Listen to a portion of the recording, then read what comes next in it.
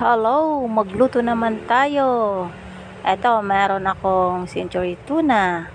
Binuhos ko na at ang sangkap natin ay itlog, sibuyas, at cornstarch. Pagsamasamahin natin ang mga sangkap. Ayan.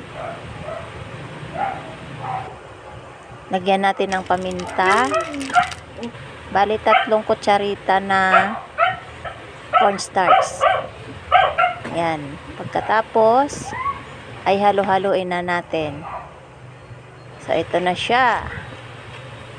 Then, mag-start na po tayo. Maglagay ng mantika. And then, mag-fry na tayo ng ating lulutuing ulam.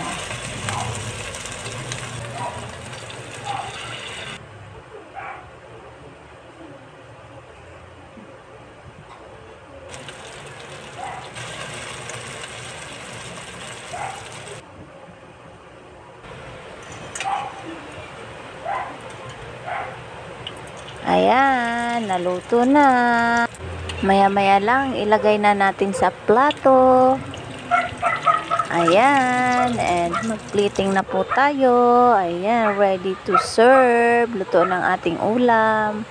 Thank you so much for watching. Bye, bye, bye.